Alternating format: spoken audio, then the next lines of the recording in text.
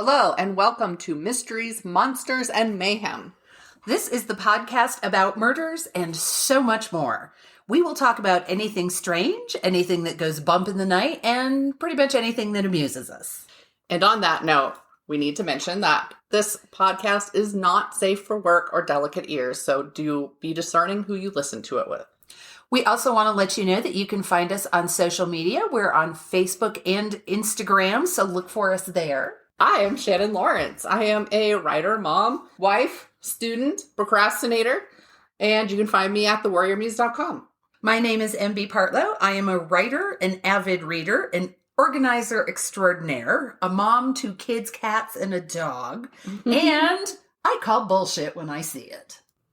All right, so how are you recovering today from, we had a NOLA dinner last night. Oh my God, it was a social event. It was a social event with food and people, and it wasn't in my living room. Yeah, I didn't have to do the work. It was amazing. The food was phenomenal. Yeah, so we got to go to a mutual friend's house who has lived in Louisiana anyway. And, and so it was a NOLA night with, I basically ate the shrimp creole and Jeff ate the crawfish etouffee. I ate everything.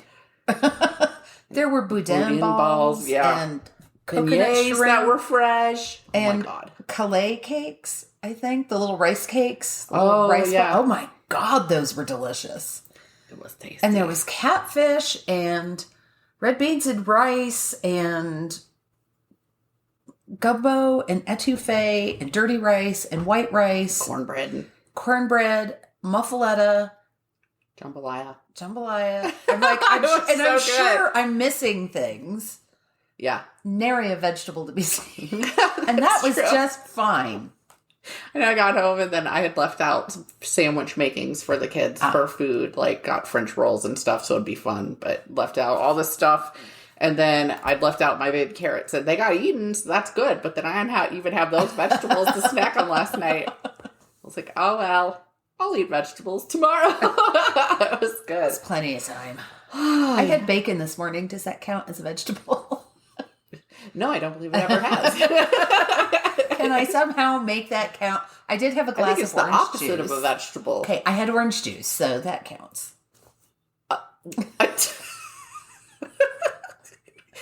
So you got your sugar intake for the day that pretends to be. I haven't blinked in hours. The sugar and I make the bacon and the sugar. Yes, and on Sunday mornings I make a pot of tea instead of just having a cup. I make a pot. I do the whole thing. I heat up the pot with warm water. And someday I'll be back to just having a morning where I just do a morning, like just a morning. That would be good. It'll be in the afternoon still, but it'll be a morning. Okay. All right. I went to a appointment I have to have every year with a retina specialist. Brief summary. Got H1N1. It activated an autoimmune disorder I didn't know I had called punctate endochoroiditis, PIC, which basically rips open a blood vessel in my eye because if I get a fever or whatever, my body attacks the cells in my eyes. And so anyway, I have macular degeneration in one eye from it. Right? And so every year I have to go in and check, see if that's spread and see if it's hit the other eye yet. Because when that happens, I will literally be blind. Because I'm blind in one eye. So anyway, I go to this appointment and it's a 3-hour appointment. Pretty much, 2.5 hours, something like that. Every time you go in and there's a billion people there and they're all a good 30 years older than me.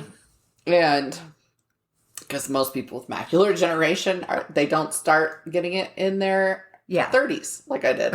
But anyway, it's the longest appointment ever in the world. You sit in this big room full of people and they call you in and then they do an eye exam and they make you look at the eye chart through your blind eye to see what you can do. Actually, I do better each time because I get better and better at reading with my peripheral vision and guessing. And then they dilate your eyes, and it's not like the normal eye doctor. It's super eye dilation because it needs to last through all these hours. Yeah. Oh. And so then they send you to a different waiting room, and there's all these people. And then you go in, and they do these eye scan things. And then next year, it'll be extra long because then they'll be injecting this, like, yellow dye into me that's a little bit radioactive or whatever, and then they do a different scan with that, so I'll have an extra step. But then anyway, you go back into one of the waiting rooms, and then you finally see your doctor, and it's like a 5-minute appointment for me now, because it's like, hey, 2 years in a row now it hasn't spread, and your other eye's fine. So 5 minutes. And then, so we went out to Bonton's afterwards. Oh. Which is... I've never been to Bonton's. You know, I've heard so much about it. It's so amazing. It's so good. I think it's one of those places that's been there forever, and people love it because they've been going to it forever. Yeah, I mean, the waitress was friendly. It's a nice patio. I have to tell you, though, people are very aggressive driving through Old Colorado City. So there was honking the whole time, and like, there's always that super loud car where they've modified the muffler or whatever. And then, so we were just sitting there, and I was like, I'm actually a little stressed sitting here. So we finished and left, but... Yeah, you know, it's like, it felt gorgeous outside. It was gorgeous outside, but it's a little tourist city for those who don't live here. It's technically part of Colorado Springs. It is, but it's a very touristy. Yeah, because it's historic. It's where they have the, what is the Western, they're not having it this year, but there's like a Western festival. Oh, Territory Days. Territory Days. They usually have it Memorial Day weekend. And yes, they did not have it this year. So they skipped it this year. But anyway, so the facades are much older, so of these buildings. And a lot of them, the interesting thing is there used to be tunnels. I've always been fascinated by this. And you can do a tunnel tour, but you can't actually go in the tunnels because they don't even for sure know which buildings they were behind. But so Old Colorado City, Colorado Springs was a dry town, I believe, right? When it was I think so, when it started, yeah. And there were a lot of very specific rules, like they couldn't build any buildings that would block the view of Pikes Peak and so on and so forth. So downtown is little. But anyway, so the townspeople, you know, those holy righteous people, as always happens, would then sneak through these underground tunnels from downtown Colorado Springs where they lived. In fact, if people know that there's so much history about it, but like those main streets downtown that have the neat old Victorian buildings and stuff belong to the people that were mining up in Cripple Creek, because there was a train that went up there. But they lived with their lustrous houses with their view of Pikes Peak down here. And then they had the tunnels to the speakeasies and the bordellos. Yes, absolutely, in Old Colorado City. So if that gives you an idea what it was, but now it's, of course, little shops and little restaurants. There's a lot of neat places there. Oh, yeah. But cute little library.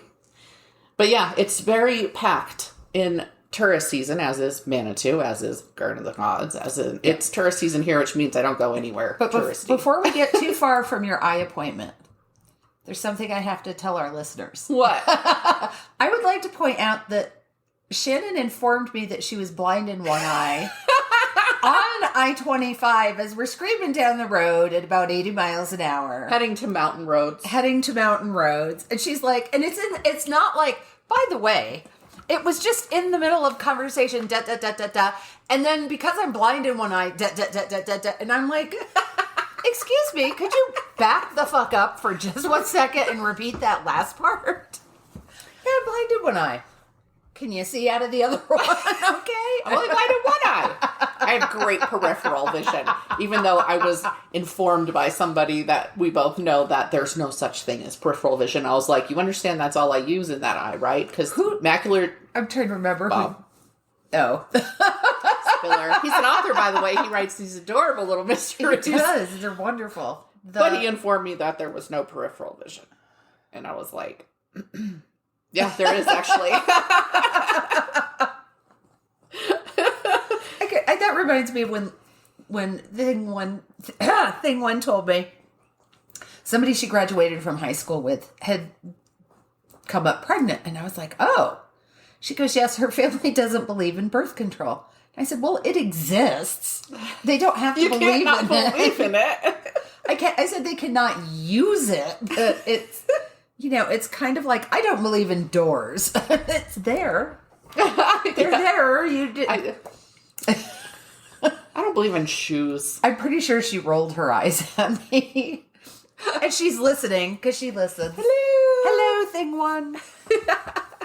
She's like, God, I'm never going to tell her anything. I was just on the way up to this fabulous feast we went to. We go by Golden Bell.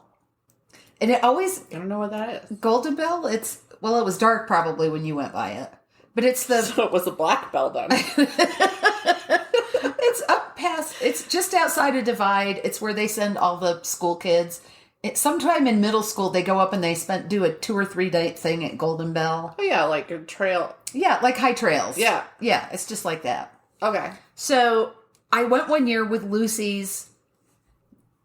Oh, no, it had to be elementary school. Anyway, I went with Lucy's class, and I can't remember people's names. I mean, I have occasionally called Shannon Sharon. Shout out to Shannon. It's our friend Sharon. And we just exchanged names when we're together. Yeah. So I was the parent at the archery course. Why? I don't know. I have no eye-hand coordination. Oh, guess what? We're going to set up at the cabin is we're going to get a hay bale and I'm going to get... nice. Because I used to enjoy archery, except the one time that I did. Stretched it out. And as a teenage girl, the bosoms were there and they hadn't been before. And I just went... And that string went... and sheared right across my chest. That didn't feel excellent. That hurt a lot. I didn't like it. So anyway, we're with this group and Lucy's group comes along because, they rotate around through all the things. So... And I yelled something like, hey, kid in the green shirt, get out of the way or something. I was being a responsible parent. And she was like, oh my God, Mom, his name is Ryan or whatever the hell his name was. And I looked at her and I said, he knew who I was talking to. He had a green shirt on. Mission accomplished. I can't remember all these kids' names. I can't remember your name at the time. But I was telling Joe that story last night. And bless his heart, he's probably heard that story. At least twice, if not more, but... Yeah, you hit that point, you're like, I've already told you this, but I feel like talking about it right now, so I'm going to do it anyway. I feel like telling you again. Well, we were paying attention to Santa's workshop because our boy child had a friend who works there and said, hey, I can get you a job here if you want. They're hiring.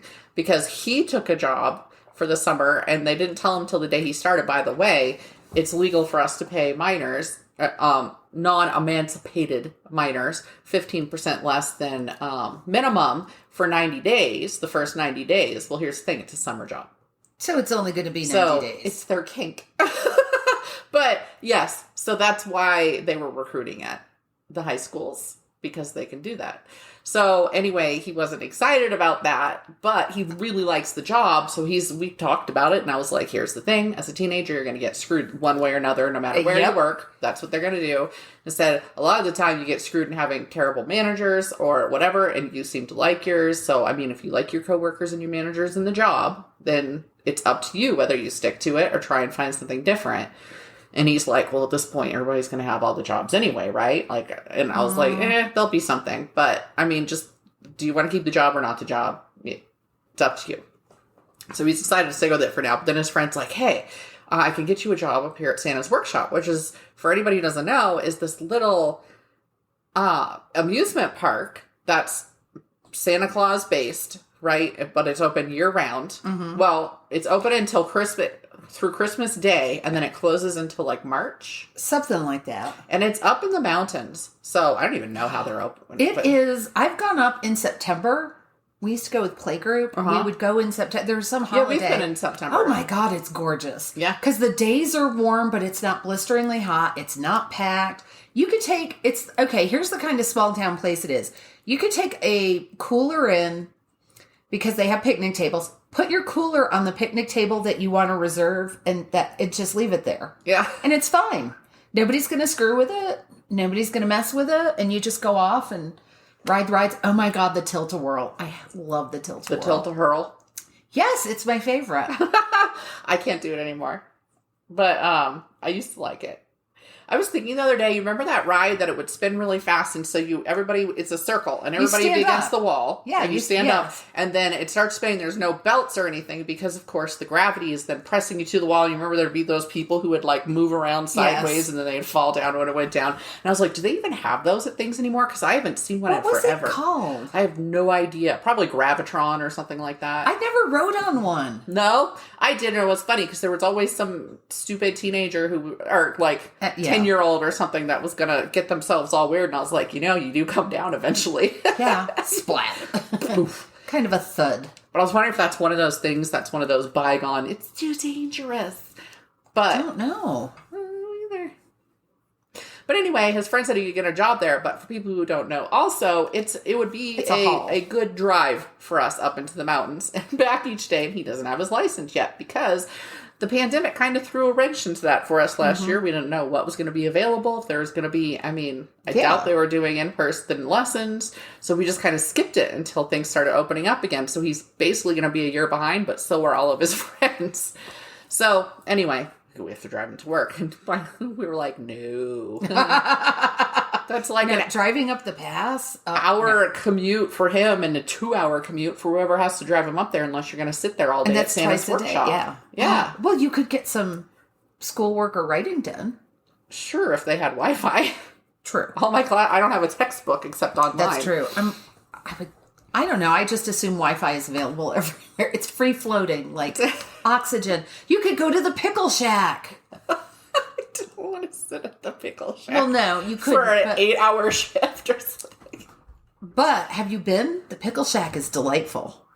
I've not been to the pickle shack. It's on the way to Santa's workshop. There's a jerky shop or something on the way up there too, I think. There is. I haven't been there, but we were driving down one day and I don't know what we'd even been up there for, up the pass for, but I pointed and yelled, the pickle shack, oh my God. Joe was like, well, I guess we need to stop. I guess we're going to go there. Yes, we do. We're pickle people. Well, that's good. That's all my daughter gets on her, subs. Heaven forbid a piece of lettuce touches the sub, but she gets pickles and mayo. Pickles and mayo and, turkey and cheese. But Nikki will get, or used to anyway, salami, mustard, pickles, and pepperoncini peppers. I loved some pepperoncini peppers. And salami, and more mustard, and more pickles. So what have you watched recently? Anything? Oh, okay. So, yes, I've watched some good stuff. TV-wise, I watched The Sons of Sam. It's not The Son of Sam. It's The Sons of Sam. It's a documentary on Netflix, and it is about the son of Sam, right? The serial killer, basically, who went and shot people. But the thing about it was, I wondered why it was called Sons, because there's some very fascinating evidence that he was not acting alone, that he didn't do all of the shootings, that he was part of a group. And it actually made a whole lot of sense because there were letters sent to the papers during it, right? And that's how they got the name Son of Sam, because one of them was signed Son of Sam. And the thing is, his neighbor was Sam and had 2 sons. Oh. So anyway, it was very compelling, and I don't want to give away too much because it starts out kind of about him, but then it expands, and I was like, holy shit, I think you're bringing me around. So it's absolutely, I've never, ever heard of it, of this, basically, this conspiracy, this group that was apparently, and there was an interview with him in prison, saying, no, I did this shooting and I did this shooting. I was at that shooting, but I didn't shoot them. And I wasn't at this one at all, Wow. So, and just the amount of evidence they had that this, apparently they've been fighting. There have been these people who've been fighting to get this recognized and to have gotten everybody involved. And they were like, no, we got him. He's here. The people are happy. The shootings have stopped. So, fascinating. That is. I seriously recommend that documentary for anybody who's into this kind of stuff. What did you watch on TV? Anything? I found something. I found a reference to it and I thought, what? It's a series, except it's only 2 episodes, but they're like an hour and a half or an hour and 40 minutes each. It's on Amazon Prime and it's called Going Postal, and it's based on the Terry Pratchett book, Going Postal. Oh, okay. And I am the world's biggest Terry Pratchett fan. In case you guys haven't figured it out yet. So a few months ago, there was a mini series that came out called The Night Watch. Yes, that you hated. That I hated because it was based on Terry Pratchett's Night Watch works the way I am based on Mars. It had some words in common, but nothing else. And it just was pushing the boundaries to be different, to reinterpret and reimagine. And it reimagined so far. I'm like, It's not even the story anymore. Anyway, Going Postal is very, very, very accurate to the book. Okay. And of course they had to leave out some of the subplots because with Terry Pratchett, there are so many. But the guy, did you watch any of Sabrina? Yes. Okay. You know the guy who plays the evil, warlock? I think so, yeah. Okay. I can't remember, I apologize, I can't remember his name. He plays Moist von Lipwig, who's the main character in Going Postal. And the woman who plays Adorabelle Deering, they're absolutely perfect. And it's just quirky and engaging, and whoever posted something about that, I'm deeply grateful because it was just exactly what I needed. All right. It was what I wanted. Good. It was what you needed to replace the watch. Yes. And at the very end, if you watch to the very, very end, this is obviously old because Terry Pratchett has been dead for a few years now, but he makes a cameo. Oh, yeah. So it was made before he died. I love an author Yes. Cameo. I love that. You got to watch for him in like Stephen King movies all the time. I absolutely love it. I don't care if he can act. Well, okay. So movie wise, I watched Tom. So this one's also based on a book. Segway. So I watched Tom Clancy's Without Remorse, which I think we watched on Amazon Prime, and it's got Michael B. Jordan in it. Who? Yeah, love him. Always a pleasure. But it's he's part of some elite military group, and they have they go to do this mission, and there's something very weird about it, and it ends up going badly. And all of a sudden, his unit back at home is being wiped out. And I saw the previews. It's good. It's good. His wife ends up getting, I think pregnant wife ends up getting taken out. Yes. And so then he makes it his mission. Yeah, and that's not a spoiler. You see, I saw that in the preview. Yeah, it's in the preview. So, because that's, that's a big no-no for writers now, but Tom Clancy, who knows when he wrote this one, but, it doesn't matter, he can break the rules. But where did you say you saw that? I think Amazon Prime. Okay. So, yeah, it's a good one. It's an action one, and who doesn't like Michael B. Jordan? I can't imagine. But I also watched like a fun old one. Ooh. I mean, not old, but older. And it's Jennifer's Body. Have you seen that, by the way? I don't think I have. Oh my God. We're going to have to do that for a movie night. That one you will like. It is snark. So I'm there. It's a horror comedy with the most fantastic snark. And it's got Megan Fox and Amanda Seyfried in it. You have told me about this. And it's amazing. It's one of my favorites. I can watch it over and over and over again because the snark is just hysterical and they do it so well. But so Jennifer is played by Megan Fox, and they're at this club, and she's interested in the band that's playing, and the band invites her out, and something happens when they're out there, and she is not Jennifer anymore. So there's some gore there, but yeah, there's like this mighty battle at the end, right? In the middle of it, she's like, "Do you have a tampon?" And the girl is, "No, I don't have a tampon." She goes, "You just seem like you might be plugging."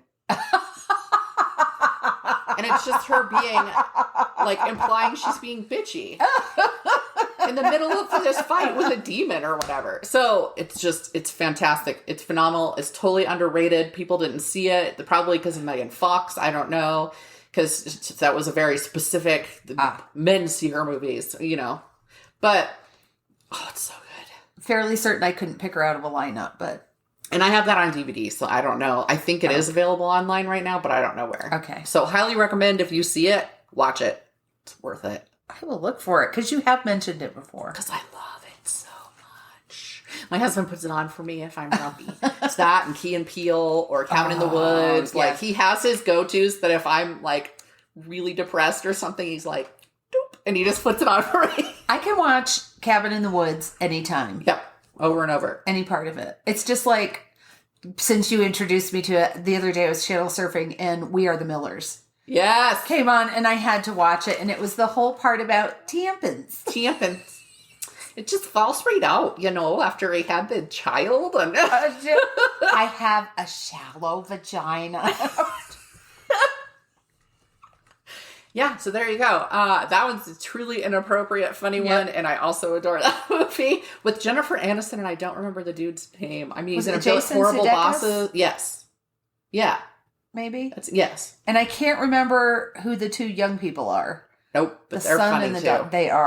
They are very snarky. Yeah, so all kinds of good movies there. Yeah. Cabin in the Woods, highly recommend too. It's a horror comedy. Oh, yes. It's also like a ode or a love letter to horror. So it hits all the cliches, but in a funny way. Like it turns them on their heads.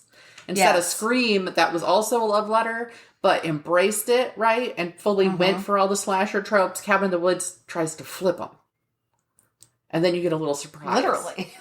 They do, right? So, and they give you, it's so magnificent. They give you a reason why they do the stupid things in horror movies, which is fantastic. Because you always see, it's like that, what is it, the insurance commercial? And they're like, let's go hide in the garage behind the chainsaws. Like, but what about that running car? Are you crazy? I love that commercial. They put it on every year. I love it. And you see the guy standing there like with the big mask on, and he's just shaking his head. Yeah, he's like, oh, you dumbass. I'm going to kill you still, but you're stupid. Did you watch any movies? No. Oh, well, that was good that we really covered like 4 movies anyway. What about reading? I have read so many things. So I kept a list, and I'm like, oh my God, I don't even know where to start. Except I'm going to talk about Hex. Because I read it a while ago and I meant to bring it up, and then we went on break. And I think I mentioned it and I said, I'm reading a book that's really good and I can't wait to tell you about it. So it's called Hex, and it's by Jeff Harding. And it's actually a translation of a Dutch novel. Ooh. And because I'm a nerd, I read the whole afterword, the notes he put in the back. He actually changed the ending for the English version of the book. That's not uncommon. And he said he liked the new ending better. He thought it was more fitting. And I would say there was maybe 1 or 2 spots in the book that the phrasing was a little bit, you kind of went, huh. Well, but mostly I didn't read it thinking this was written by somebody who doesn't speak English or this is a translated book. I didn't realize it till the end. But it is set in the fictional town of Black Spring in the Hudson Valley in New York. Very bucolic, picturesque, kind of a setting. And it's the home of the Black Rock Witch. So the whole book revolves around this witch was killed back in the way back, like in the Salem witch trial days. As they did. And she was like tortured and killed by the townspeople, and she cursed them. So the people who live there can't ever leave. Oh yeah, okay. And they can leave, but only for a short period of time. You can't move away. People who've tried to move away, they kill themselves, or they get so depressed, they just let themselves be killed. So so if you move there, like if you drive through out of New York City and you see a house and you're like, oh, this is cute, let's live here. They will do everything they can to discourage you. But if you buy that house, they're like, yeah, you're here now. Let us tell you, you're fucked. And here's how. So they have this system. So the title Hex, besides the fact that she put a hex on them, they have this whole incredible system set up. It's a surveillance system. So there are sightings of her, and she shows up at different spots at different times. And sometimes they're unexpected, and they have things to put around her to disguise her. They have ways to close roads. They throw up so it looks like it's construction and route people around it so that outsiders don't see her. Because in this book, the army is aware of her. And there's nothing they can do. But, so the people can't leave. They have this big surveillance system. And what happens is, it's just, I can't give too much away. It's a very suspenseful and in a couple of parts gory story about this one family. And this kid, the son of this family, he's a teenager. So every day or every Tuesday at 4:00, the witch appears and crosses the road and then disappears into the woods. They go, typical teenage boy, I think. They show up at in the middle of the night and move a light post or a fence. But they move some big piece of something like 6 inches. So it's in her way. And she hits it and it knocks her down. And nobody knows what to do because nobody has ever tried to influence or impact her before. Okay. They're all scared of her, but think they're managing her. It's way better than I'm making it sound. I realize I've devolved into complicated. Babbling. It is complicated, but it's a witch.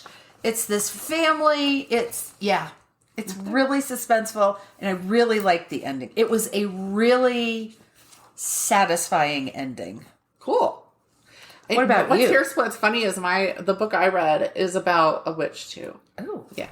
So I read, here, this is a great name. Ready?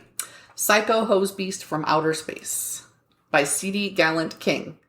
And Psycho what? Hose Beast from Outer Space. And the thing is that the title has nothing to do with the book really, but he's Canadian and so it's set in Canada and there's that old U.S. military base there or whatever, but it's a seaside town. It's a little town and a dead body turns up. And so it's a very dull town. So they just figure he fell in and drowned because it's an elderly man or whatever. And it turns out there's this whole big complicated history with a witch and the witch has gotten free and come back. And these preteens are the only ones that see that there's something going on. And then one of their dads, they end up dragging in and they're trying to hunt down this creature. This creature is hunting them. And yeah, it's a whole thing. So well, and you know what? I think the creature is a creature, but there are 2 witches involved too. One of whom's just very old. The other one, which had died and is like back in somebody else's body, which is interesting. So it's a nice little tongue in cheek, the whole Canadian humor thing going. So it's fun. I actually know CD through blogging. Oh. And that's why I ended up reading it. So it's a good little. Now, is this a physical book or is it an ebook that you read? I read an ebook, but I think it's both. Okay. Yeah. No, I was wondering if you had it so I could. Oh, to give it to you. Yeah. No, ebook. Yeah. Usually after we're done, she just hands me whatever. Hand her books. You start bringing me books. We'll just do book exchanges for each time we record. Well, it's funny because I read a book that is so weird and fun and funny. Yeah. It's called Space Team. I mean, right? What a kind of a dumb title, but it's by an author named Barry J. Hutchinson. And the subtitle is Screwing Up the Galaxy So You Won't Have to. And it opens with this guy, Cal. And he's a grifter. He's kind of a small time thief and con man. He's really a con man.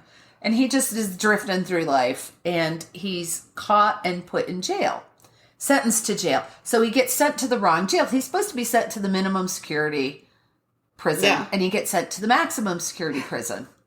So, and he's trying to sweet talk the warden who's not having any of it. So they say, throw him in cell number 9. And that's the cell that the butcher is in. And the butcher, and the way... That doesn't sound good. No, but the writing, you have to understand the writing is so kind of understated. The author is Scottish.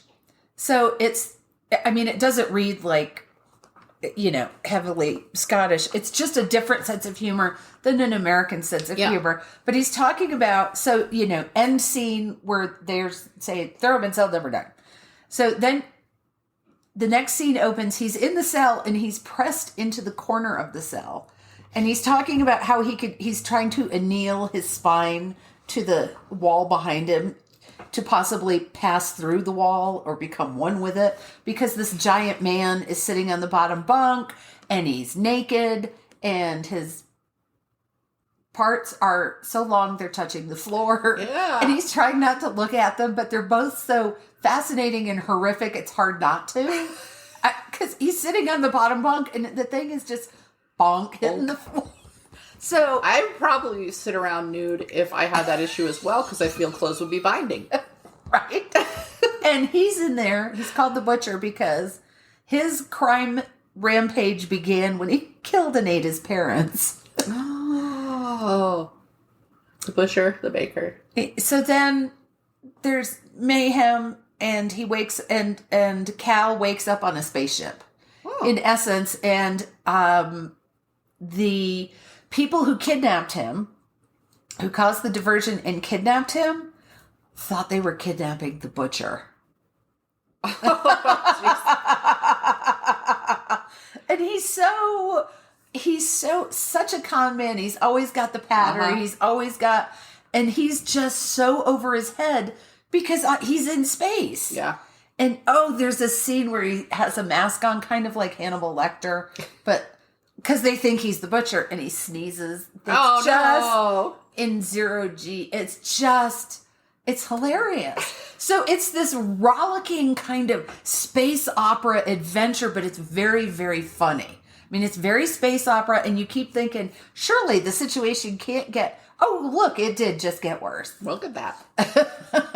But it doesn't take the turn you expect. It's never as straightforward as they ran out of gas. It would be, I can't think. They drove off a cliff instead of just running out of gas. Okay. It would be whatever you're not expecting. The most drastic it can be. Yes. It's going to be. Yes. All right. We should probably jump in. I'm going to do mine first. Yes. And so just a warning to people, I am going to be doing, he's one of the better known serial killers. It is fairly graphic. I'm not going to go in delightfully into any details, but to get the full idea of him, I do have to say what he did. So MB has purposely chosen something a little lighter for afterwards. Oh, yes. But I've been promising to talk about this person for, I don't know, Since a couple we months started. now, at least. So I'm going to do the co-ed killer, better known as Ed Kemper.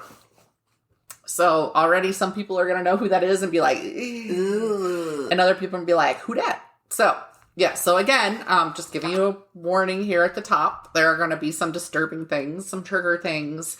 I'm not going to, again, go in and embellish them, but I am going to mention them. Okay.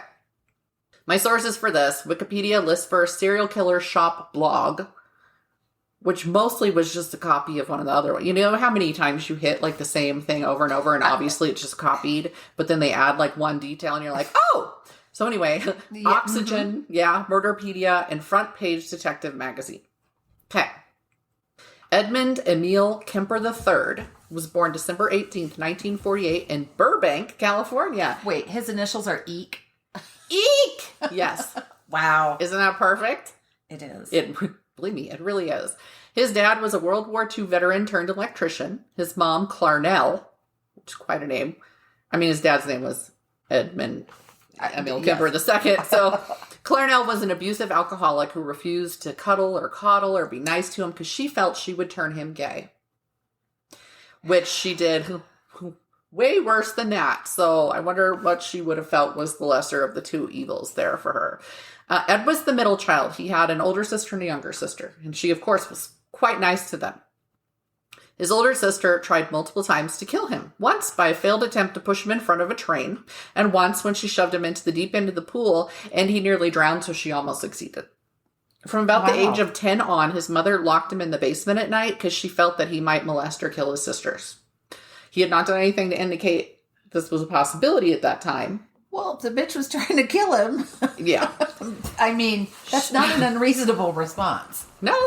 She made fun of his height, his mom did, told him women would never want him. I mean, she basically made sure he was going to hate women and so all this. Now, this is not in any way an excuse for anything that he ended up doing, to be very clear. But it will have psychologically impacted him and it will have factored into it. Now, Ed had violent tendencies from a young age. He tortured and killed family pets. He actually buried one of the pet cats alive. And when he was sure it was dead, he dug it up, he decapitated it, and he put the head on a stick in the backyard. Another one he killed with a knife because it had started liking his sister better, he felt. And he then put the body parts, chopped it up, put the body parts in his closet, and his mother eventually found them and just threw them away. Didn't think there was anything wrong with that, I guess. That's the second person I've talked about on this show where the mom was like, he killed the family pet. No big. So he also stalked one of his teachers by sneaking out at night with his dad's bayonet.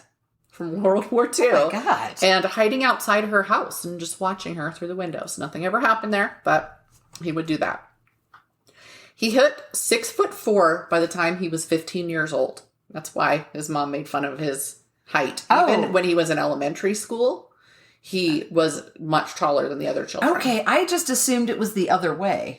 Nope. Wow. So she called him a freak, and she said, the women are going to be afraid of you. The women are never going to want you, because he was this big, tall, and he was broad. So he was not this skinny, tall guy. He was this big, tall guy. He ultimately hit 6'9". My grandpa was 6'7", and that was fucking tall. Yeah. My brother is 6'5". It's fucking tall. 6'9", very tall. At the time of his arrest, he was about 250 pounds and 6'9". So he was a sizable man. His mother was an emasculating presence. Obviously, she mocked Ed Sr. all the time. She mocked him for being an electrician. She felt it was a piss poor job. That's actually quite a good job. Thank you very much. I was like, what? She ridiculed her son all the time. She really didn't like men, apparently. So, tired of her abuse, Ed Sr. divorced her in 1957. He moved away, and he left, of course, his 9-year-old son in her custody.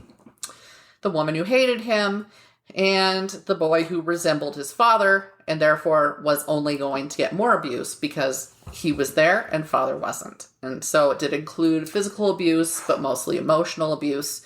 And remember, this is a boy that was very big, but this is his mom. And this happens all the time, right? It doesn't matter that he's bigger than her. No. And he was actually a very timid child. She mocked him because he got bullied at school because he was very timid. And of course, they were making fun of him. So, yeah. Experts have theorized that she had borderline personality disorder, but she wasn't ever officially diagnosed. This is a hindsight type thing. After the divorce, she moved Ed and his sisters to Montana. To give you an idea of what Ed II thought of Clarnell, I have a quote. He said, "Suicide missions in wartime and the atomic bomb testings were nothing compared to living with her." He was referring with the testings to his post-war assignment where he did atomic bomb testing at the Pacific Proving Grounds, if you've heard of that. So where nuclear weapons testing was done in the Marshall Islands.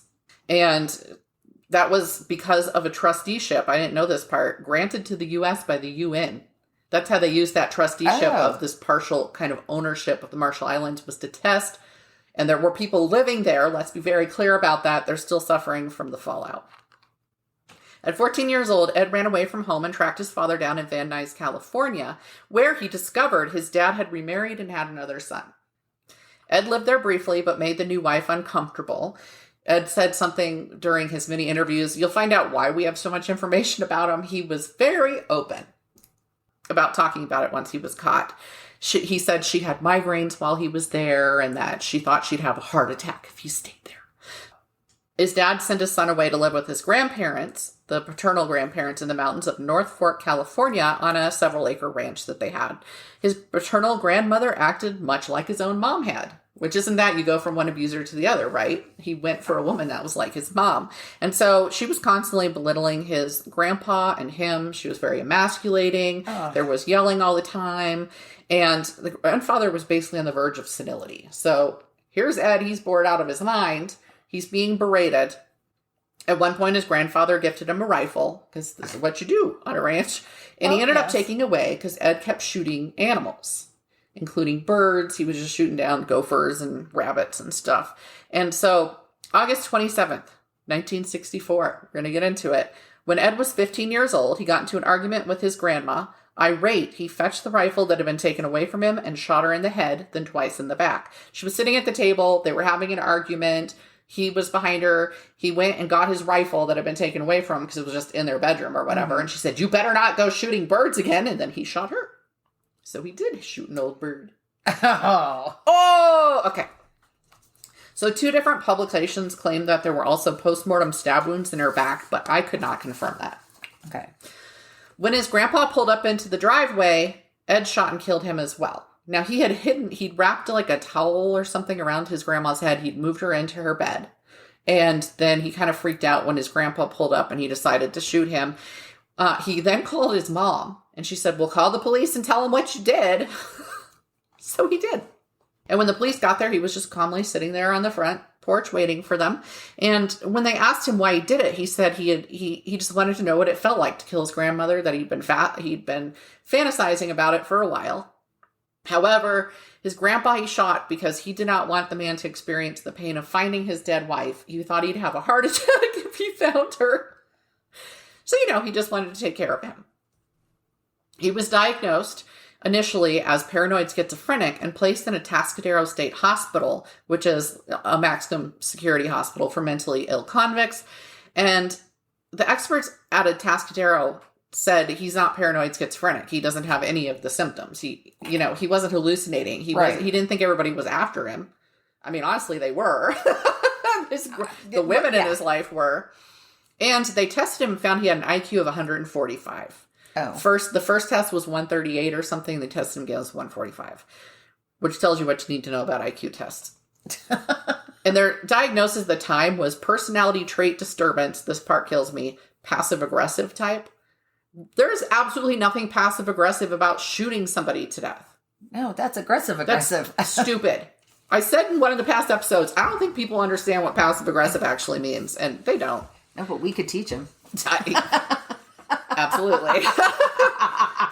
Funnily enough, he completely pulled the wool over the psychiatrist's eyes. This is one of the things that's so fascinating about Kemper to people who look into this sort of stuff or interested in this. He behaved so well there. I mean, he was so happy because they were giving him things to do and they were appreciating it and they were telling him he was smart. And it was the first positive reinforcement he'd gotten since his dad had left, because he was very close to his dad. So he behaved so well, they trained him to administer psychiatric tests to his fellow inmates. The experts maintained there was no way he could be a sociopath, as he was a hard worker and he took pride in that work. Sociopaths do not. They do not take pride in the work that they do. It's just the thing they have to do. So just to be clear there. So he was not a sociopath. He was not paranoid schizophrenic. Obviously, there was something wrong with him. Ed joined the JCs, which is the U.S. Junior Chamber, leadership training and civic organization for people between the ages of 18 and 40 that focuses on things like business development, management skills, all that good stuff. He joined that while he was in this facility. He had a little pin. He was still wearing it after he got arrested later. He was so proud. He was a member of the JCs. Yep. I'm probably going to be chuckling about that for a while. Yep. It's fantastic. He also claims he developed some tests and scales for the Minnesota Multiphasic Personality Inventory, which is a big one. He created the overt hostility scale. Yep, you heard that right. And he did say in an interview later, that he understood fully how ironic that was. But this is how smart a person we're talking about. Wow. He was a teenager when he did this. He also admitted years later while in prison that learning how to administer the psychiatric testing taught him exactly how to continue manipulating the psychiatrists and social workers that he dealt with. Yep. And some of the people that were there were sex offenders. They taught him a couple of things. He should always kill a woman after raping her in order to not leave any witnesses. And he should never attack someone he knew, because that led to getting caught. Only attack strangers. So he's learning from these people while he's doing this. Like, how did they not see this shit coming? Yeah. Because they thought he was great, because he never got in trouble when he was in this facility. So December 18th, 1969, Ed Kemper turns 21, and on that very day, they release him on parole. And they said the psychiatrist recommended it be a phased reintroduction, and instead they were like, whatever, at the time, it's California, it's busy. So I think he lived in like a halfway house for like 5 months, and then they put him in the custody of his mother. Yep, his mother. Yeah, you can't. And the psychiatrist said no. My eyebrows crawled off the top of my head. The person causing all his issues. Let's put him back in there. Yeah, the psychiatrists at Atascadero were like, no. But it doesn't matter. They do not get the final say. All they can do is recommend. Yep. So, not that I think they were all that bright, but they were right here. Kemper was required to attend community college as part of the, conditions of his parole. And so he did, and he attempted to join the Santa Cruz Police Department. He wanted to be a cop. Thank God he didn't get that far, because think how much more of a foothold he could have had. But he was actually too tall. They had both a minimum height requirement and a maximum height requirement, so he could never be a cop. However, He discovered a popular bar called the Jury Room where all the off-duty cops hung out. And so he insinuated himself into this place. He was one of those. This is very common too. And so he made friends. They called him Big Ed. He was just this big, gentle giant. Everybody liked this man. He was very likable. Everybody who ran into him, except for his mother and his grandmother, liked him. Yeah. Which is going to be a factor later. He's a very large man, and yet he was able to coax women into his car. Think about that. Very big man. And they just got right in the fucking car with him. So he just knew how to put other people at ease, which was probably one of those defensive mechanisms because he was picked on, right? So you learn how to make yourself small and all of that.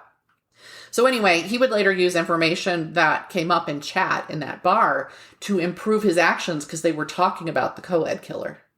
And he'd be like, ooh, I made a mistake there. And then he would correct it going forward. Okay. He and his mom began fighting the moment he moved back in, of course. The neighbors could hear them shrieking. I imagine at this point his size kept him from being physically abused so much, but who knows? Because again, a mom can have a lot of power over a son. And he could snap her neck easily, but he wouldn't, right? Right. We'll see about that. He job hopped until finding a position with the state of California Division of Highways, finally saving up enough money to move out with a friend, and they got an apartment. But each time he was short on money, he'd end up back home with his mom. So that became a back and forth thing. He got a motorcycle with his money from his job, and he hadn't had a car before, so now he has a motorcycle. He gets in 2 accidents. The second one, he really messes up his shoulder. He has to take time off from work. He gets a $15,000 settlement because it was a car that hit the motorcycle. And it allowed him to finally buy his first car, a 1969 Ford Galaxy. And he installed a radio transmitter, antenna, and microphone, as well as buying handcuffs. Basically, he wanted to, since he couldn't be a cop, he was going to do what he could, right? And the Ford Galaxies, I think, were kind of like what they were using then for cop cars. So that was why it was big that he got it. And he started picking up female hitchhikers once he had that car. But at that point, he always let them go. He just he learned how to get them into the car, how to put them at ease in the car. And I mean, the man was just all about adapting and evolving, basically.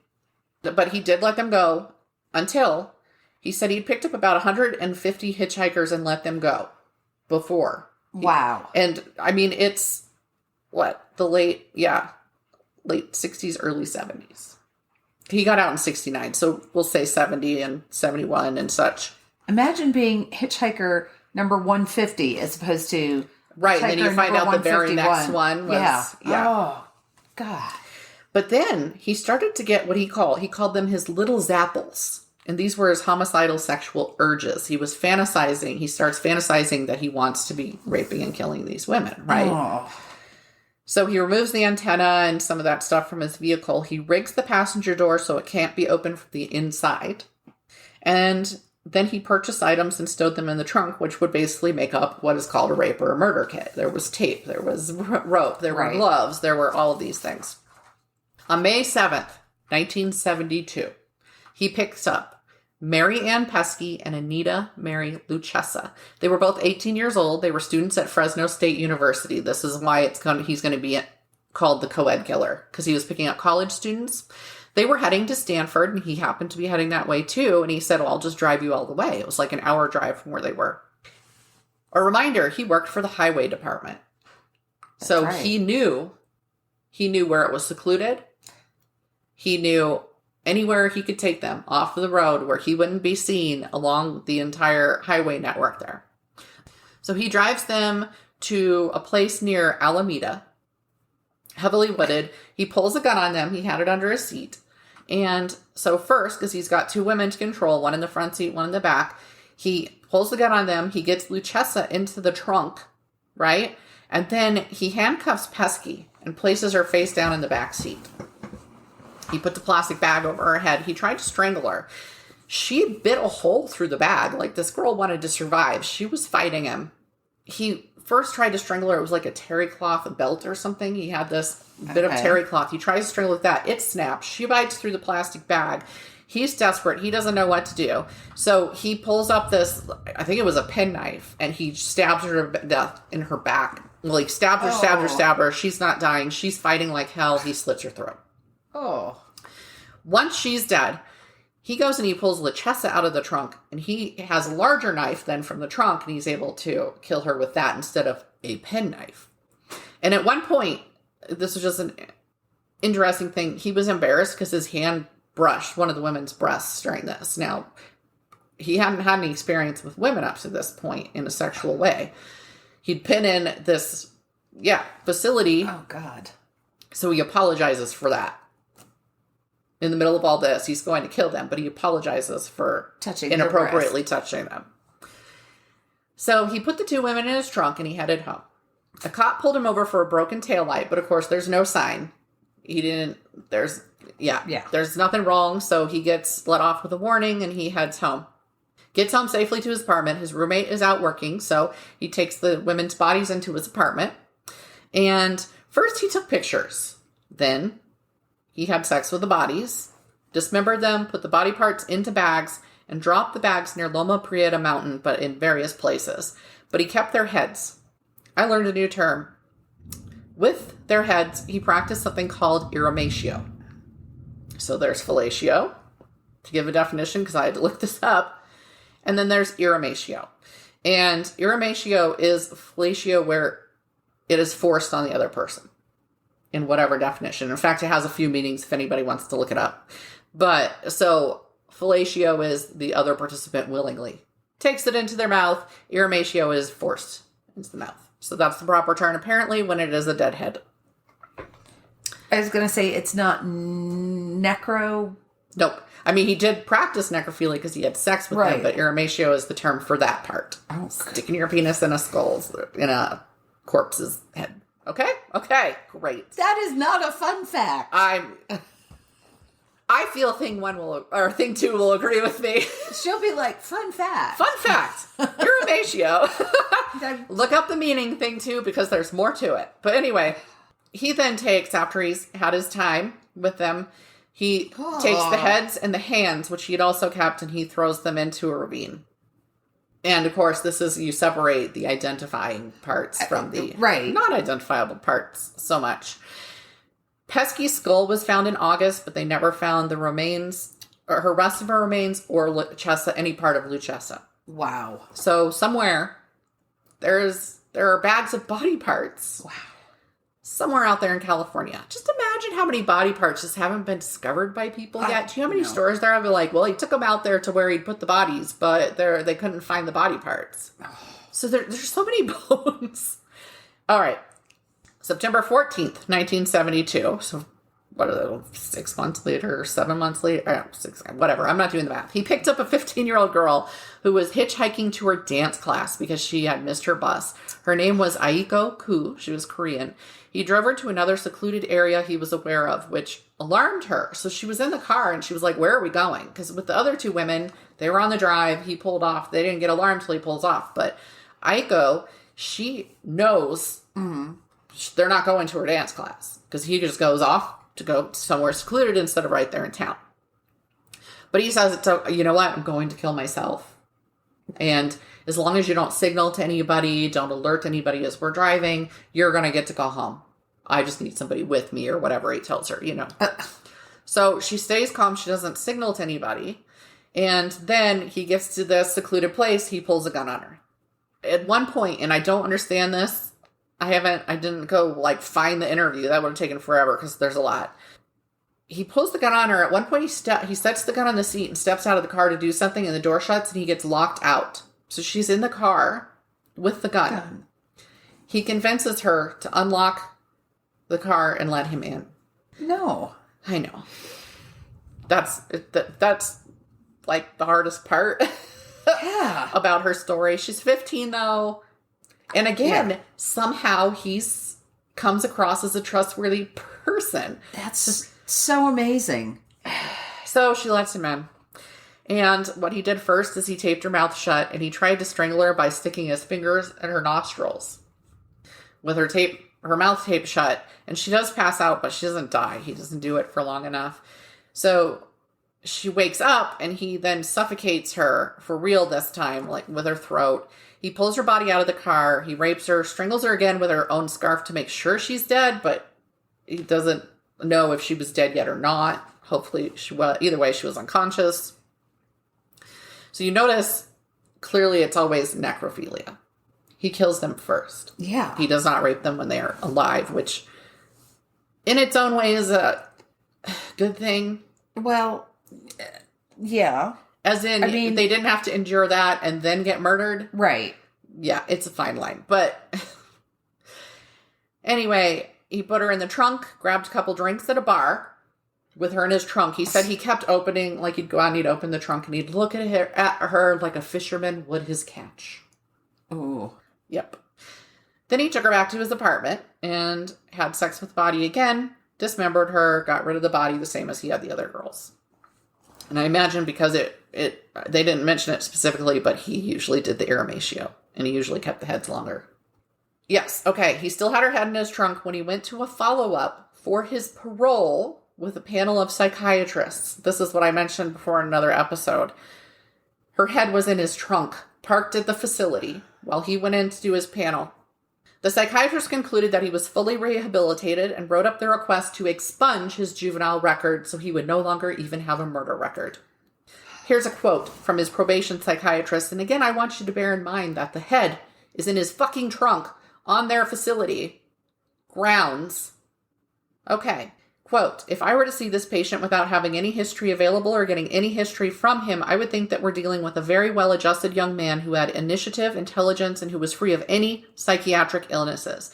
It is my opinion that he has made a very excellent response to the years of treatment and rehabilitation, and I would see no psychiatric reason to consider him to be of any danger to himself or to any member of society.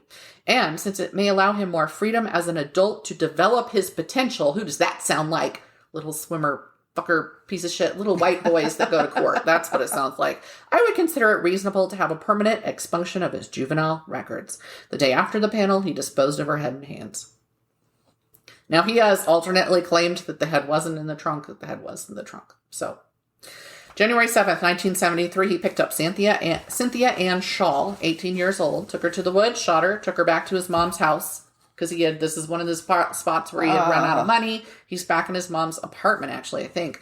And he put her body in the closet overnight because his mom was there. Got her in. Mom comes home, puts her in the closet. And then the next day when mom goes to work, he pulls out the body. He has sex with the body. He did take out the bullet. He had killed her with a gun. She was the first one he killed with a gun so that evidence wouldn't be there. Again, he learns. Dismembered her in the tub with a power saw. Then got rid of her body except for the head, which he kept for eramatio for several days. Once he was done with her head, he buried it in the garden facing up toward his mom's bedroom window. Okay, so this was a house at this point. At different points, she lives in an apartment. But yeah, so he buries her looking up at his mom's bedroom window in the garden. Yeah, that's not creepy as fuck. Yeah. Almost all of Shaw's body was found pretty quickly where he ditched her body. And here is I hadn't really heard of this. They used a chest x-ray to identify her. There was a chest x-ray for whatever reason. So maybe she had something special. So they weren't able to identify her remains even though her hands and her head were not there. February 5th, 1973, Ed had a fight with his mom and went out to find a victim. Police had put out the word that there was a possible serial killer victimizing hitchhikers. It was advised that women should not accept rides from anyone without a school sticker on their car.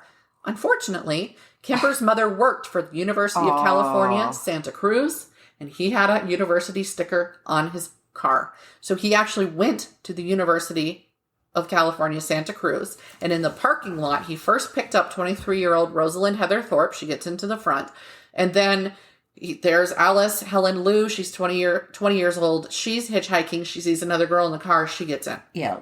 Yeah. While still on campus, he shot both women in the car. Oof. So he first shoots the one in the front seat. The one in the back panics, and he turns around. He's shooting at her, but she's moving and trying to evade him. She gets shot, I think, 3 times. Oh, that's terrible. And again, alternating stories. Some stories say that she was still kind of moaning, but she was unconscious or something before she died. It took her a little longer to die. Some say she was just dead. He wrapped them up in blankets, which he kept in the trunk, and he set them both in the back seat. And he gets to the gate, and the guards are there, and he says, these girls are drunk. I'm going to get them back to their dorm rooms to make sure they get back safely. And they go, okay. Because they're wrapped in blankets, right? So So outside, he pulled over outside the gates. He put them in his trunk. Would you think he would have done that before he left? But okay. He takes them back to his mom's house. He's still there. This time, he decapitated them in the car. It's evening. He opens the trunk and he cuts their heads off right there in the middle of the neighborhood. And I think I have a quote about that later. But he took one of the bodies into the house, had sex with it. He dismembered both, and he took out the bullets. Again, don't leave any evidence behind. Got rid of the remains in the ocean and the woods, but the parts started showing up within a week because they were washing up onto the shore. April 20th, 1973. Kemper waited until his mom fell asleep, then went into her room and attacked her with a claw hammer, then slit her throat. As with other victims, he decapitated her, committed irrematio, then used the head as a dartboard. He screamed at it for an hour sitting up on his shelf, and then he said he smashed her face in. Then he cut out her tongue and her larynx, and he tried to get rid of them in the garbage disposal, but they were too tough, and so it spit them back out, and he just felt that was terribly appropriate because she'd been screaming at him all those years. He put her body in a closet, grabbed a drink at a bar, then invited his mom's best friend, Sarah Hallett, over, who I think was in her 50s. Oh. He said, I want to do a nice dinner for my mom. It's a surprise. Can you come over? So she shows up. And when she walked in the door, he strangled her. He just stepped up behind her and he strangled her, actually snapped her neck, actually, because there's a quote about that. I didn't read it. Wow. You can find there's so many interviews online. If anybody wants to find them, go to YouTube and put in Ed Kemper interview. Wow. He had sex with her corpse on the bed, or tried to, it said. Then he put her body in a closet, like a different one, and left a note for the police that said approximately 5:15 a.m. Saturday, no need for her to suffer anymore at the hands of this horrible murderous butcher. It was quick, asleep, the way I wanted it. Not sloppy and incomplete, gents. Just a lack of time. I got things to do! Exclamation point, exclamation point. His hope was that if there were two bodies, there would be assumed a stranger had done it, not him. Then he went out, he climbed into his mom's friend's car, and he just starts driving. He stops at a gas station, he goes to a rental place, he rents a different car to avoid detection, leaves the mom's friend's car there. He gets a bunch of no-dos, and he drives all the way to Pueblo, Colorado. Oh my God. Another one that came to Colorado, because Bundy fled here at one point too. He tried to turn himself in, so he goes to a phone booth, and he called the Santa Cruz Police Department. And he was like, hey, I killed my mom and I killed all those hitchhikers.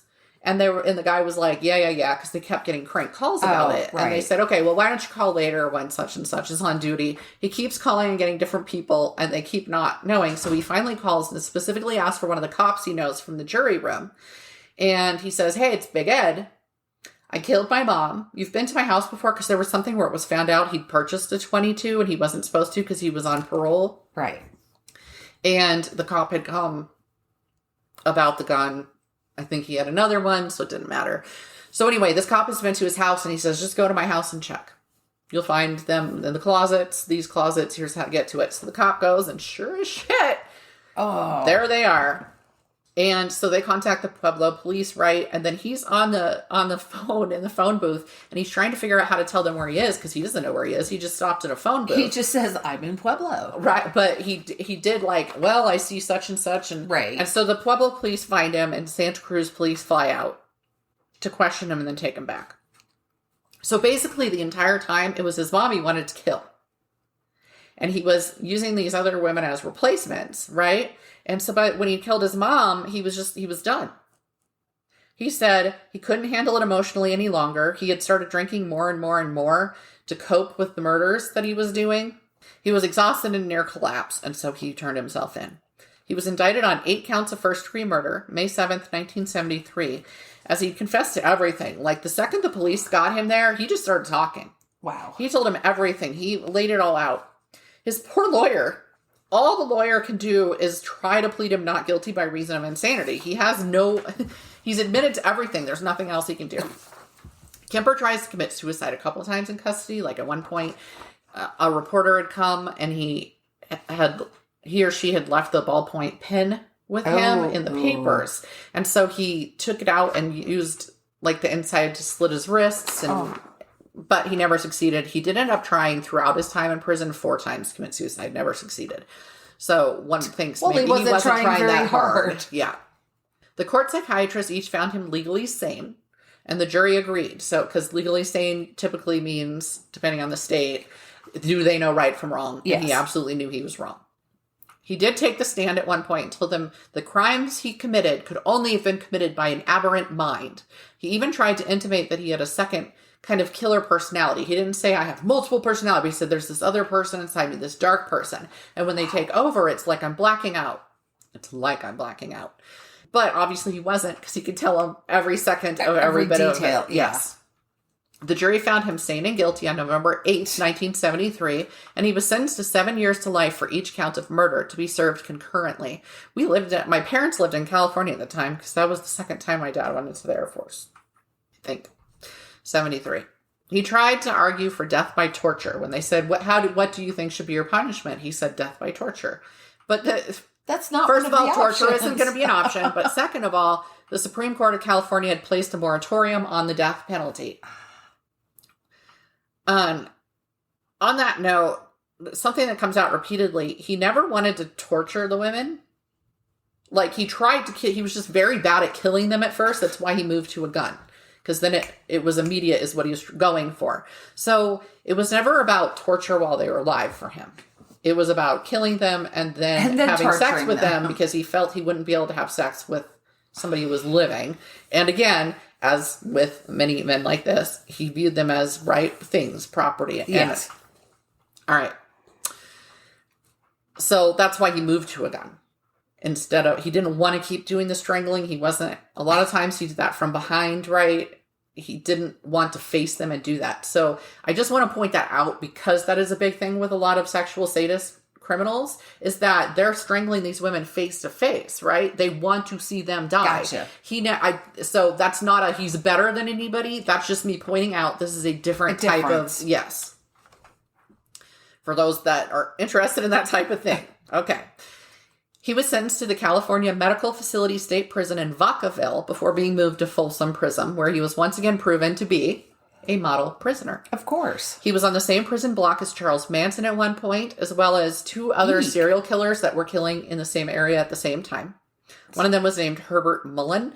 And this is interesting. Herbert Mullen was a serial killer in the same area as Kemper. He just kind of killed whoever. Kemper was disgusted with Mullen and both physically intimidated the much smaller man and psychologically messed with him. Kemper was quoted as saying, Mullen had a habit of singing and bothering people when somebody tried to watch TV, so I threw water on him to shut him up. Then when he was a good boy, I'd give him peanuts. Herbie liked peanuts. That was effective because pretty soon he asked permission to sing. That's called behavior modification treatment. And he went on to say the workers there were very pleased when I trained him. Oh my God. Mm-hmm. He is in general population. He's still alive. He's done a lot of work in prison. Famously, especially because we kind of focus on writing things, he is one of the people, he did 5,000 hours, I think, of recording audiobooks for the blind before audiobooks were a big thing. And were more widely distributed. They were already being made for the blind. So they've been listening to these books and they don't know who's reading this. Anyway, here's the thing about him, and here's why it matters that he was intelligent and he was introspective and he was willing to talk. He was one of the primary people interviewed by John Douglas and Robert Ressler of the FBI when they were studying. They were talking to all these killers. I mean, if anybody's seen the TV show Mindhunter, that's based on John Douglas's book about his time informing the criminal, the behavior unit that does all of this. They were the people who trained somebody that we know whose logo was Pete Klismet. These were the guys that formed that school that started training FBI agents to be able to say, just in profiling. Yes, profile them. And this is why, because people like him were willing to sit there and say, well, here's why I think I did this. And here's what I was thinking. And here's what I did. So they spent hours and hours and hours with this mind, studying his mind. And during one of his interviews with Ressler, he scared the FBI agent. Usually there were two people in there, but Ressler went by himself one time. And the FBI agent got nervous because he's sitting across from this giant man and he's pushing the panic button that's supposed to bring the guards. And he's trying to remain calm, right? And not show that he's doing it. Ed Kemper realizes what he's doing. And he says, because the guards don't show up, he says, if I went apeshit in here, you'd be in a lot of trouble, wouldn't you? I could screw your head off and place it on the table to greet the guard. So, of course, Ressler's like shitting himself. It took 30 minutes for the guards to show up in that room. Ed Kemper didn't do anything because he had no desire to. That wasn't his drive, Why right? did it take the... I don't know. They don't say. Because that's It's supposed to be instantaneous. Yeah. So I have some chilling quotes from his interviews. I alluded to them earlier, just so people can get an idea of him. But here's the thing. You really can't get the full idea unless you go to YouTube and you listen to his videos. He has a very calm voice. So he will just very calmly lay out everything he's talking about. So just imagine this big, calm man.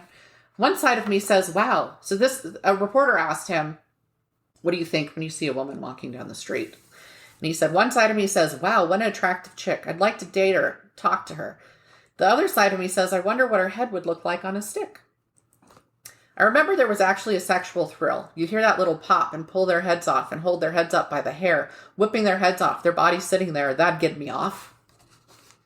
If I killed them, they couldn't reject me as a man. It was more or less making a doll out of a human being and carrying out my fantasies with a doll, a living human doll.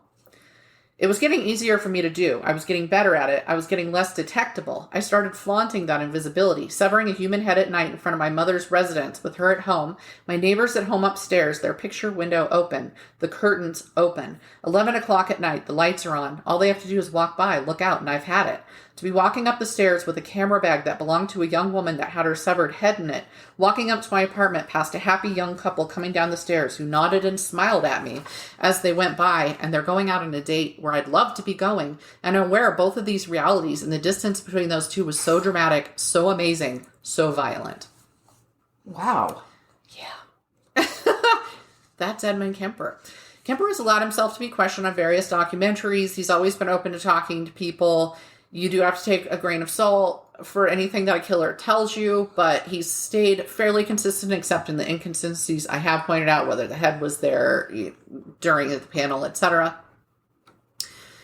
And he's openly stated, when somebody asked him what he wanted to do with his time in prison, he said, I imagine in the beginning, this was the day before he got his sentence handed down, and this person was interviewing him in the jail. He said, I imagine for a while I'm going to be locked up pretty tight.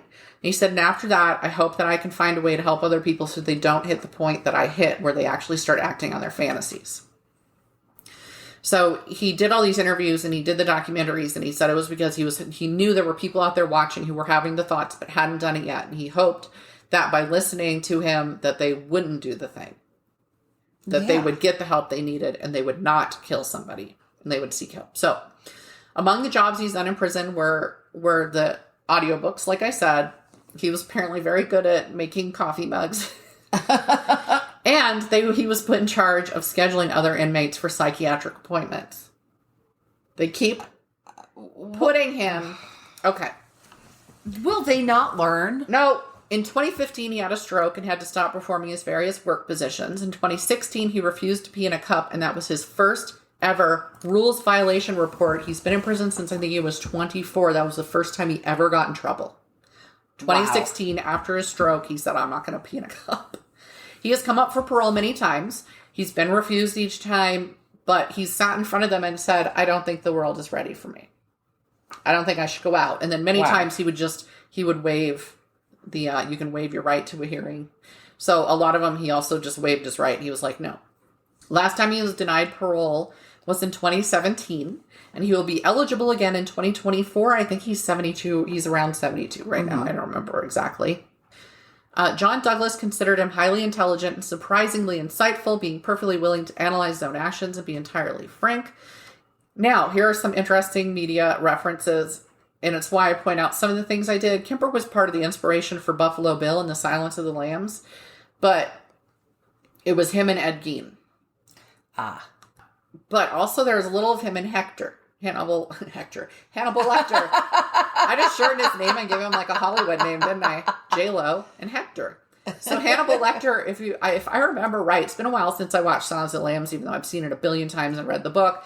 He messes with, like, he doesn't do it in front of them, but he says that he talked to this guy in the neighboring cell until he bit off his own tongue.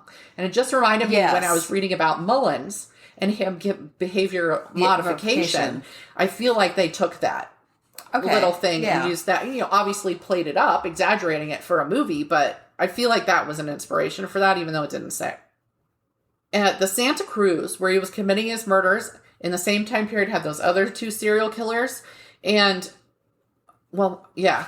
And it was deemed the murder capital of the world because of this, because of these 3 men operating. It was the inspiration for the Lost Boys town, Santa Clara. They just changed the name, which in the movie they call the murder capital. Yes. Uh-huh. Now, I remember that. I vaguely remember reading something. Santa Cruz was not happy about Lost Boys then taking this and running with it, and it was kind of known to people that that's the city they were talking about, and they were pissed off. But I think that they've started embracing it. I think they even do like a showing of Lost Boys once a year and stuff like that, because of course, I mean, you're going to get those tourist dollars from the horror fans. The tourist. But tourist money. Yeah. But yeah, so that was the thing about Kemper, is he's the reason that people tend to incorrectly think, for example, that all serial killers are high IQ, because he was the basis for those original profiles. Right. And so for a long time, and I don't remember, Bundy might have had a slightly higher one. I don't remember. But for a long time, people thought that was part of the profile. Well, this person will have a high IQ, but that's not always true for these guys. He was a fluke, but it did. It was like, I remember when I was first reading about stuff that was typically said, well, they tend to have a high IQ, and that's why they evade capture for so long. And I'm like, well, they don't evade capture for forever, so it can't be that great. No. Female killers tend to evade capture way longer. Well, it takes them a while to figure out that it's a woman to begin with. Yes. You don't, that doesn't fit the stereotype. Yeah. So. Exactly. You're not going to do Ed Gein, are you? Probably eventually. I'm sorry. Okay, so yes, obviously we figured that after doing something so horrific, we would need to do something a little bit lighter. And not all of these are like, haha, but these are much lighter. So so sometimes I give my little segments titles, not always, but so this one I titled, But Is It Florida Though? Because it's not. Okay. When you hear about weird shit happening, you always think about Florida. Because everybody has a mental image of Florida man, which is sexist because there are just as many crazy ass women in Florida, but we have this image of the man in our heads. All right, I have to tell a funny story based on that really quick. Okay. So we have this, I'm in these various culinary pages, like foodie pages for the city. And this woman comes in and they're moving here from Florida. And she says, my husband has told me that we won't be able to put our dog in the backyard because of the wildlife there, and all the predators and the bears and the mountain lions will eat her dog in the backyard. And then somehow she goes on and she's like, well, I'm really nervous about moving there because there are so many homicides in Colorado Springs. And so people know it's really not a high crime city comparatively. It's a fairly big city, so it has its share.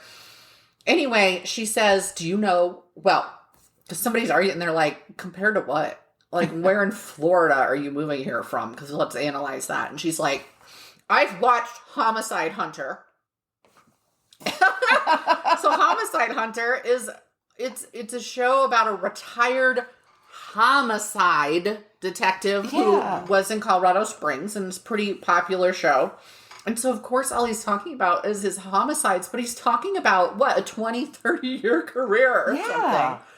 And everybody in there was just like, okay. All right, Florida woman, is what somebody responded. And it just made me think of that.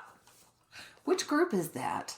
You tell me later. Yeah, I don't remember, though, exactly. Because it was a couple weeks ago, and it was just like, woman... Stop yes, there are bears in every backyard. You're right. I'm not moving to any city that did the show Cops because, which was first of all, there's a lot of cops there. There's a lot of criminals, and a lot of dumb ones, right? So anyway, we're from Florida. We're starting in Florida, and if you cross a sliver of Alabama and a slice of Mississippi, you're in Louisiana. So I'm going to factor out Voodoo and Marie Laveau and New Orleans. Okay. So we're not going for the easy pickings here. No Madame LaLaurie. No.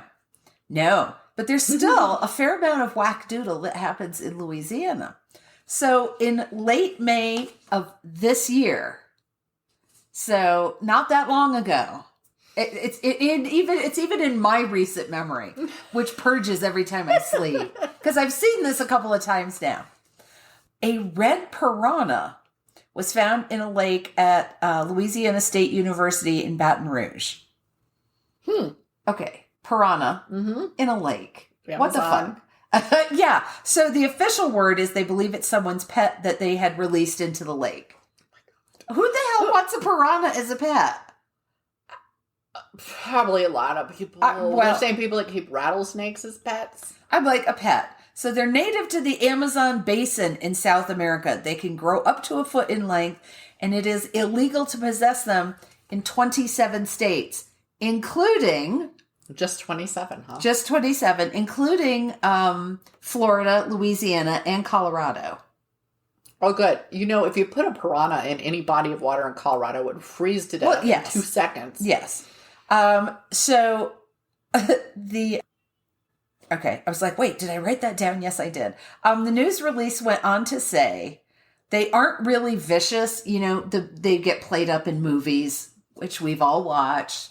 But they are generally, they prey on the dead or the dying. But they are considered a nuisance fish.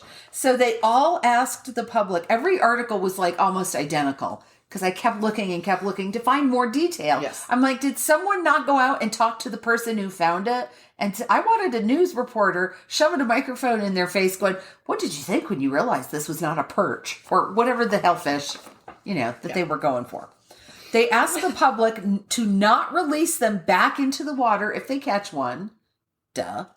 But to contact the Aquatic Nuisance Species Coordinator.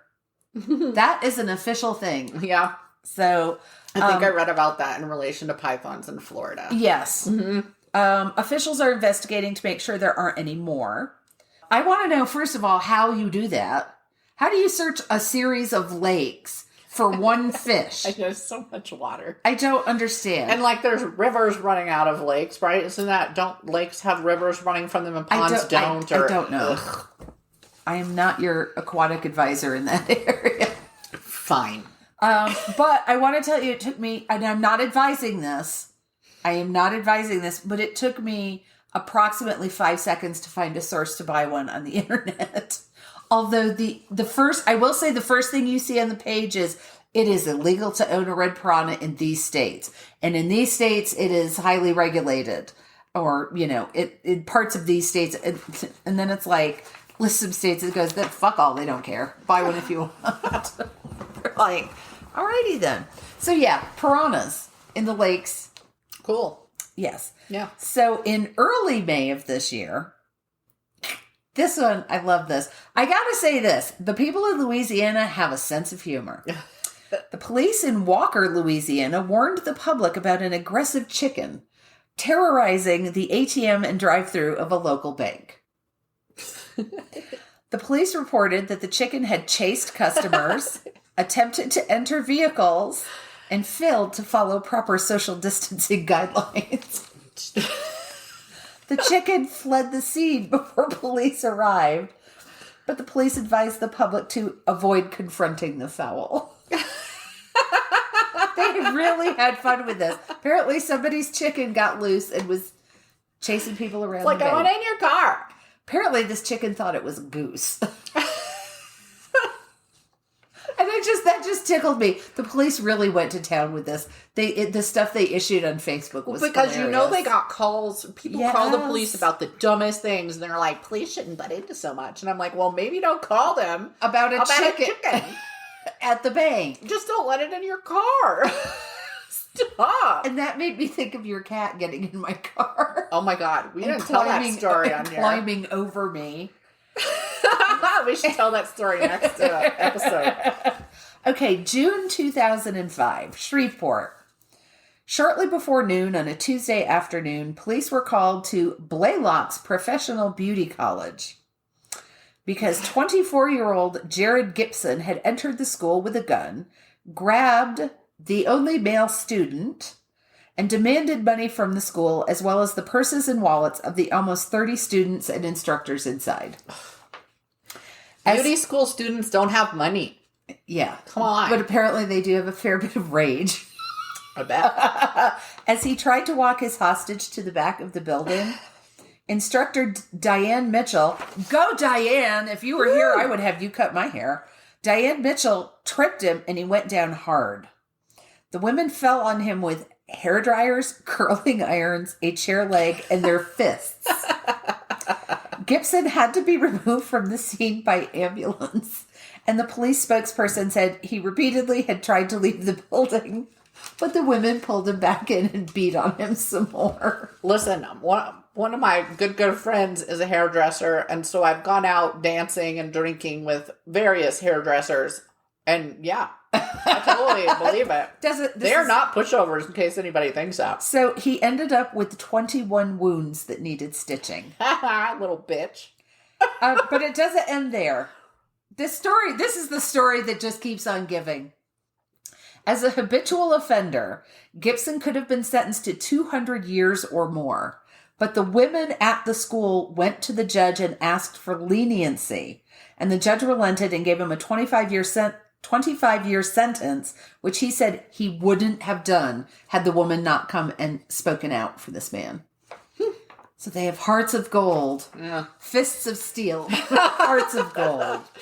And that's your next book. Fists of steel, hearts of gold. True lives of beauty school dropouts. Beauty school ninjas. Oh, I like it. Ooh. I like it. Okay, now this next town I'm going to mispronounce. I don't know how I'm mispronouncing it. I've been schooled in it. I can't hear how it's... I've had somebody stand there and say it to me, and I try to repeat it back to them, and they just laugh at me and go, nope. So, in October of 2014, Lafayette. Oh. Lafayette? However, y'all know where I mean. So it was nearly 6 a.m. when a man wearing a Teenage Mutant Ninja Turtle mask entered a convenience store with what employees believed was a gun in a plastic bag. It was a stick. Which made me think of my sister-in-law, Amy, and I'm always saying, if I only had a stick. All I want to do is poke things in the road with it. I didn't know I could rob places with it. My youngest brother would pick up a stick and then use it as a weapon. He'd point at you and go, and when it petered out, the sound, he would shake the stick and look at it and then throw it down, pick up a new stick and do it again. That's hilarious. How old was he when he did that? He was probably like 3. He was very little. I just remember these giant blue eyes and him doing that. And he would just be so consternated, like, throw it, find a new stick. Well, now if he could have a life of crime if he wanted. True. So he has a stick in a bag and a Teenage Mutant Ninja Turtle mask. He went behind the counter and failed to open the cash register, but was able to steal 2 wallets from underneath the counter. The moral of this story is if you work in a convenience store, don't leave your fucking wallet under the counter. Okay, well, frankly, like at any restaurant and stuff you go to, if there's not an actual break room, that's where, like at the restaurant I worked at. Oh, no. Yeah. Don't leave anything near the cash register. Mm-hmm. So, a short time and a short ways away, police found Lacorian Turner with the plastic wrap stick and the 2 wallets nearby. But approximately 6 hours earlier, at 11:50 p.m., he was caught on camera, no mask, with a gun, robbing a Rite Aid, after which he escaped on a bicycle. So did he trade the gun for the mask? Did he drop it? Did he lose it? Did he trade it for the stick and some magic beans? I'm like, he had a bicycle and a gun, and now he's down to a mask and a stick. Did he lose a bet? Was he playing poker in those 6 hours? Well, I'd like to know. So, did he get jumped?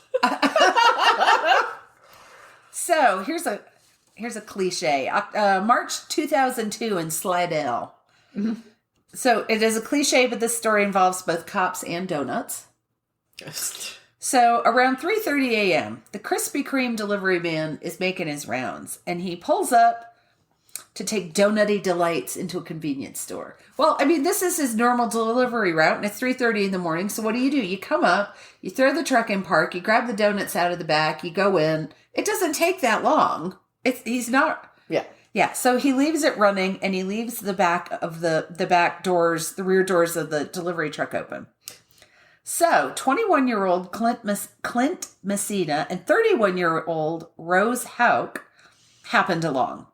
They had spent a pleasant evening smoking crack, and they didn't feel like walking any longer, so they stole the donut truck. Another customer comes in and is like, dude, somebody's stealing the donut truck. So he runs out, calls the police, who don't have any trouble following the trail of donuts falling out of the back of the truck. Again, the police spokespeople had a fucking field day with this. They just made all the cop... You can't make a cop in a donut joke because they made them all already. But the pursuing officer said he initially thought someone was in the back throwing donuts out of the back of the truck at him. No, it was just bouncing along and they're just bouncing. Chucking out themselves. So they get off the highway and they're trying to escape and they drive into a ditch about 15 miles away. It wasn't a long chase. So Messina was gone. But Hauk got caught and arrested.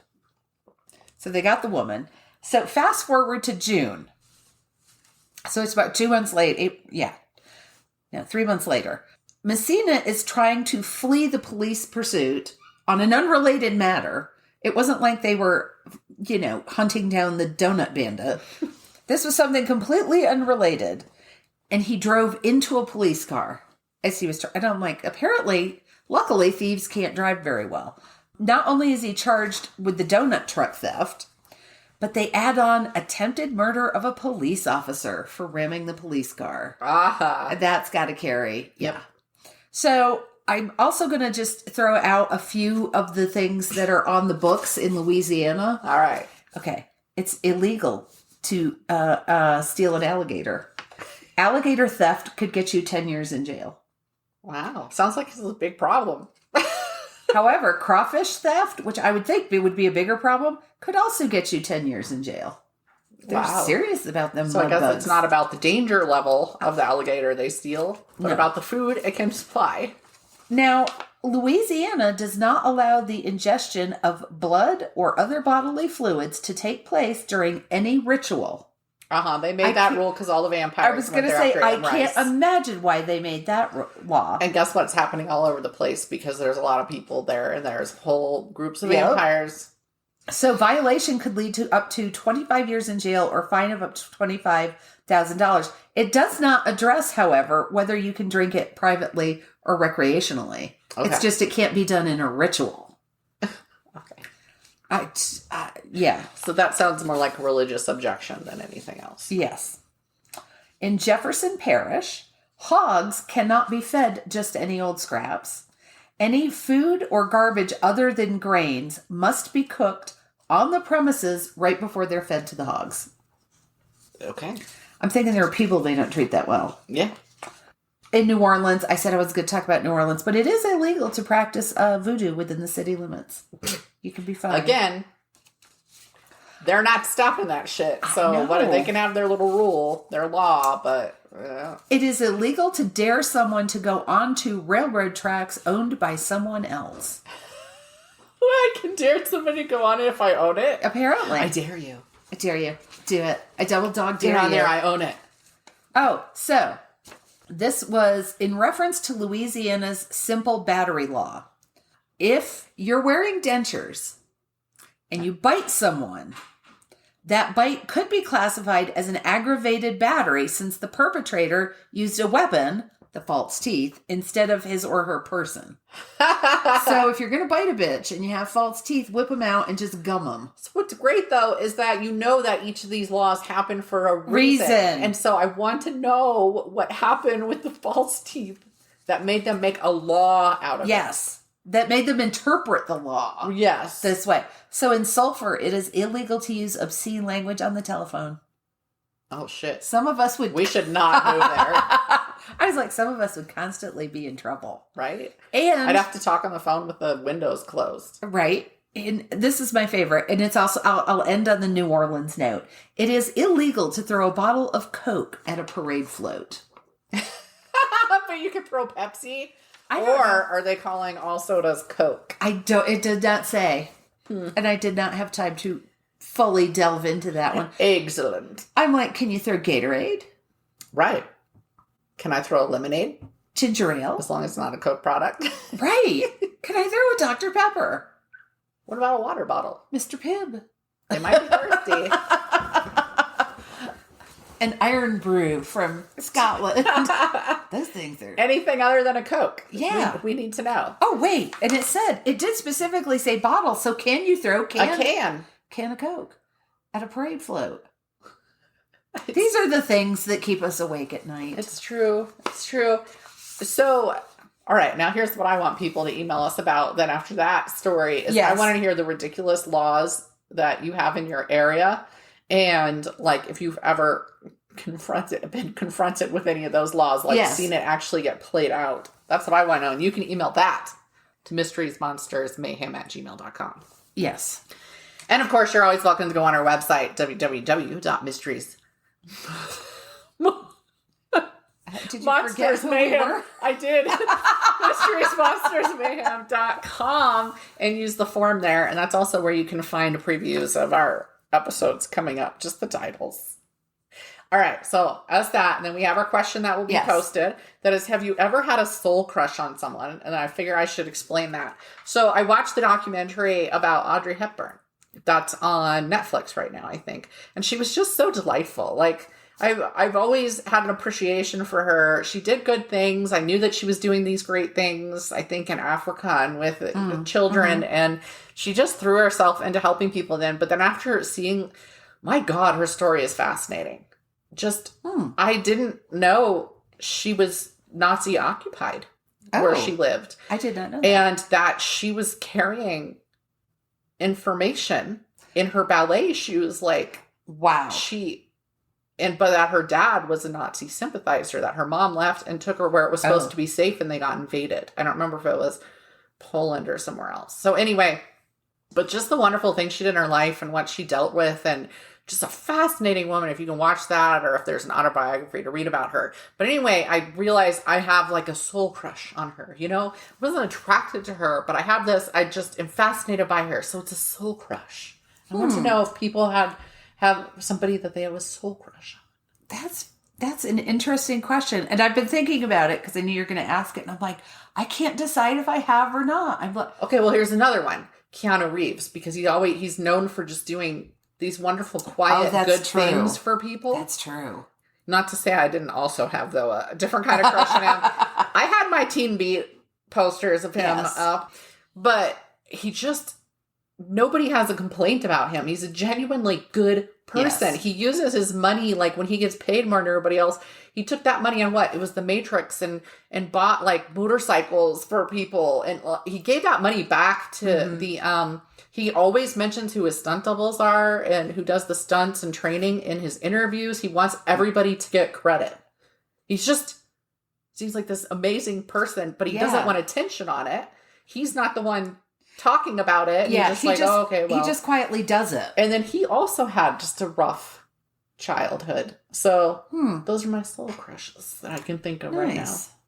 Yeah. So think about it, people, and then let us know. Like, it'll be posted on our Facebook page. Quite possibly, I would have to answer Terry Pratchett. No.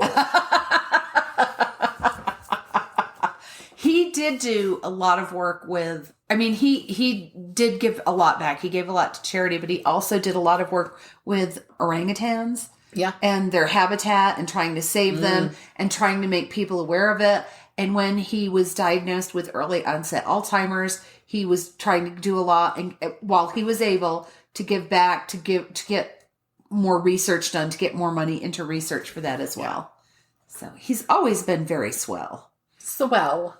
Yes. All right. Well, since this is a pretty long episode. Yeah, it is. We're going to go ahead and say goodbye. Thank you for listening. Please like, follow, share, do all that good stuff, because that's what gets the podcast listened to. And get us some sponsors. Oh my gosh. That'll be a great day. All right. That will be. But thank you. We'll see you next week. Bye.